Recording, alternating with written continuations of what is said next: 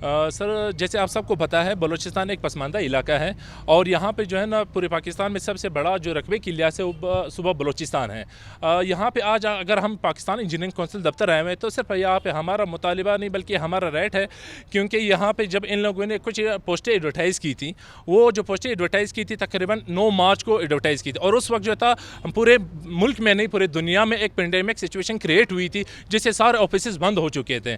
तो उसकी वजह से बलूचिस्तान की जो ये कैंडिडेट्स हैं, वो चाहे प्राइवेट कैंडिडेट्स हैं, जो इंजीनियर्स हैं, जो दूर दराज इलाके से, चाहे वो जोब से है, गवादर से है, डेरा बुगटी से है, जखमाबाद से है, वो जब यहाँ पे पहुँचे तो उस वक्त सिचुएशन ये थी कि सारे ऑफिस बंद हो चुके थे, किसी ने अप्लाई नहीं किया था और बहुत सारे कैंडिडेट्स ने अप्लाई भी किया था जो कि मेन ऑफिस तक वो सारी उनकी एप्लीकेशंस पहुँची नहीं है। तो ये सबसे पहला पॉइंट है कि 9 महीने के बाद यहाँ पे जो ऑटोनोमस बॉडी है पाकिस्तान इंजीनियरिंग काउंसिल, जो कि ऑटोनोमस बॉडी के उस एस्टेब्लिशमेंट डिवीजन के अंडर आता है और उसका ये रूल है कि 4 महीने के अंदर जो एडवर्टाइजमेंट होती है उसके पोस्टिंग 4 महीने के अंदर वो विद इन 120 डेज वो आपकी हायरिंग भी हो जानी चाहिए, लेकिन ये नहीं हो सका। 9 महीने हुए आज इनके इंटरव्यूज कंडक्ट हो रहे हैं। एक तो ये रूल्स की वायलेशन के खिलाफ बात कर रहे हैं और दूसरा कोविड-19 को ये बिल्कुल अकाउंट में नहीं ला रहा है कि भाई यहाँ पे कोविड-19 भी हुआ था और इनकी नोटिफिकेशंस भी हमारे पास है, होम डिपार्टमेंट की तरफ से हैं। और तीसरी बात यहाँ पे जो हमारी यहाँ पे जो इस वक्त जो इंटरव्यूज़ आज हो रही थी, और तीसरा सबसे बड़ा मुतालबा ये है जो यहाँ पे मेरिट की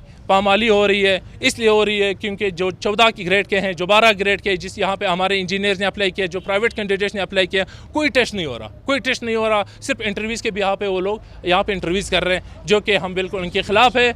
और एस्टेब्लिशमेंट डिवीज़न ने भी ये तय किया है कि 4 महीने के अंदर जो है ना हमारी इंटरव्यूज़ हो जानी चाहिए, लेकिन इस वक्त 9 महीने हो चुके हैं जो इंटरव्यूज़ आज हो रही है, कोई री एडवर्टाइजमेंट नहीं हुई। इस वक्त हमारा मुतालबा ये है कि ये री एडवर्टाइज हो जाए कि ताकि मैक्सिमम कैंडिडेट जो बलूचिस्तान के वो इसके लिए अप्लाई करें ताकि उनको हक मिले। इस बात की नौबत कैसे पेश आई? क्या पैसे में से चले हैं, कोई पैसा रिश्वत वगैरह? नहीं, बात पैसे की नहीं है, बात जो है ना यहाँ पे जो है ना कैंडिडेट्स को पता ही नहीं था सिचुएशन, यहाँ पे पेंडेमिक सिचुएशन की वजह से वो यहाँ आए नहीं, तो यहाँ पैसे में से का कोई वो नहीं है। हम कह रहे कि मेरिट की पामाली हो रही है, मेरिट की पामाली ऐसे हो रही है जो विदाउट टेस्ट आपके इंटरव्यूज़ होंगे, तो इसका मतलब है हमें पता है कि इसकी मेरिट की पामाली हो रही है और यहाँ पे मैक्सिमम कैंडिडेट जिसने अप्लाई किया और उनको कंसिडर नहीं किया।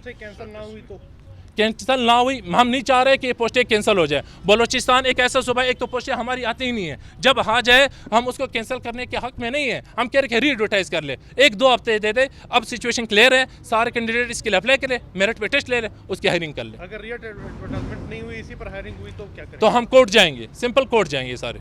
ठीक है, थैंक यू सो मच। मेरा नाम विजय कुमार है।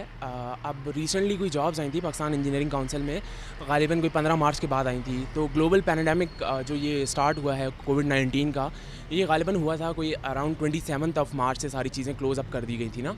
तो अगर देखा जाए एज़ पर रूल तो ग्लोबल पैंडेमिक के हिसाब से तो ये रूल के अंदर आ रहा है कि भाई ये लीगल है। अब आते हैं दूसरी बात कि कुछ हमारे इंजीनियर भाई जो है ना प्रोटेस्ट कर रहे थे कि जो है ना इन्होंने कोई प्रॉपर चैनल से जो है ना लोगों को इन्फॉर्म नहीं किया। अब मैं बात करता हूँ कि कैसे प्रॉपर चैनल से इन्फॉर्म नहीं किया गया। अब प्रॉपर चैनल से इन्फॉर्म आपके प्रॉपर कुरियर के ज़रिए किया गया है। मेरे पास लेटर भी है, मैं शॉर्टलिस्ट हुआ हूँ, ये लेटर है मेरे पास प्रॉपर कुरियर के ज़रिए आया। अब आते हैं इस जॉब के ऊपर। ये जॉब है नॉन इंजीनियर बेस्ड ना, तो इसमें 14 ग्रेड की और 12 ग्रेड की जॉब्स हैं, ठीक है। और ये सारी नॉन इंजीनियर बेस्ड और एक्सपीरियंस बेस्ड हैं। तो हमारे इंजीनियर भाई कुछ प्रोटेस्ट कर रहे हैं फॉर नो गुड रीज़न।